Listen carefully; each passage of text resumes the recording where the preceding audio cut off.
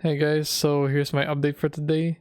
So today I worked on the Crewmember pathfinding, more specifically in the range Crewmember. So since we have a tile-based grid system now, the previous pathfinding solution won't work as well. So yeah, I created a different one now.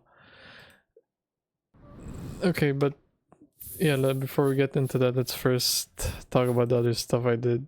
So let me just pull up my Jira board here. Okay, so let's start with the edge case if all adjacent slots are occupied.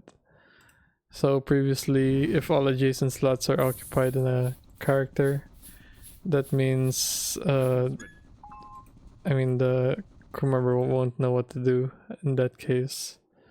So wait, let me just remove some debugging stuff. Okay, what I mean by that is this. So let me just move a crew member here. Weapon is ready. Okay. Then start piling up the crew members. So as you can see, they're slowly filling up the adjacent slots. Okay, and then now if I try to move this crew member here to this character in the middle, to just won't know what to do, but now to just find the closest available, okay, not really closest, but the available unoccupied slot. So I did this using a recursive function. So now I'm pretty sure, yeah, that wouldn't be an issue anymore. Okay, next.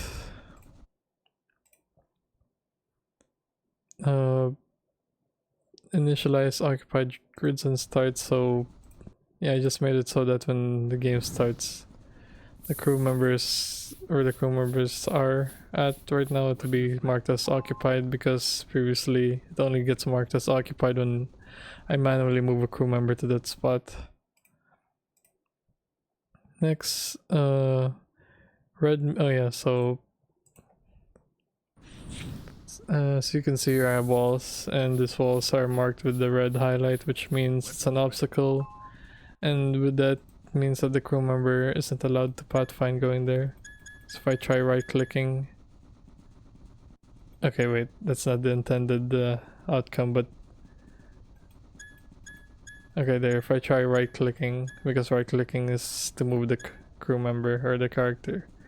If I try right clicking here in the red spot, they won't move there. But for some reason, yeah, this is a known bugs, but for some reason, so sometimes it's they don't move, but sometimes they move next to it, and then I'm not sure why that's happening, but I marked it already in the Jira board, so I won't forget to fix that.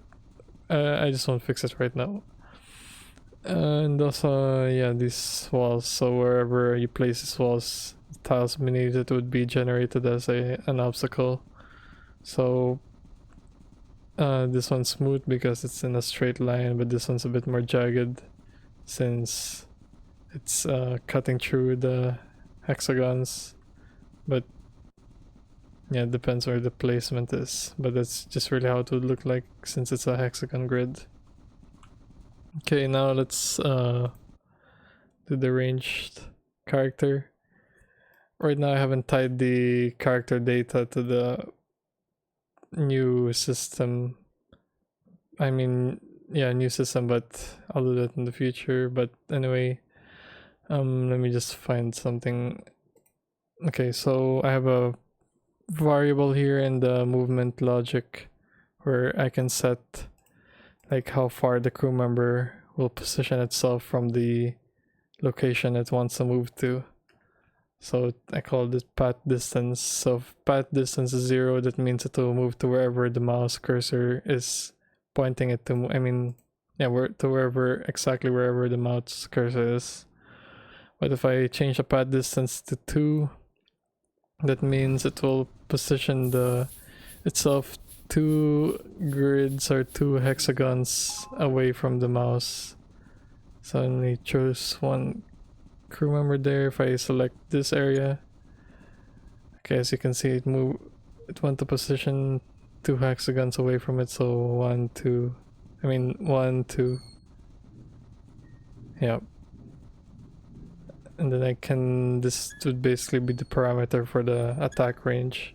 So if I select a crew member here, yeah, to position itself here and start attacking. If I move anywhere here, okay, don't mind the green stuff, that's some bugs right now, but if I try moving anywhere that's within the range of the attack range, then it just won't move there and still stay in the same position. Same with FTL. But if I move to a location that's farther from the attack range, then yeah, they'll move.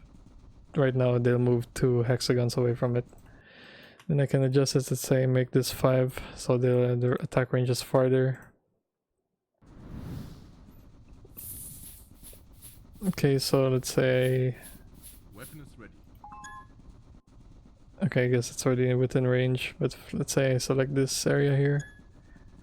Okay, now that guy will position himself 5 hexagons away. If I click this. Okay, now let's say I click on this guy here. Yep. There's only one issue though that I noticed, is that there should be a condition for the visibility, since there's gonna be walls now. If I position my crew member, okay, let's say where my cursor is where you want to attack. So to position itself 5 hexagons away, but then as you can see, he positions himself here in front of the wall. So it should take visibility into account. But yeah, this is already a good start, I think. So yeah, I think I covered most of the stuff I did. For my next steps, I'll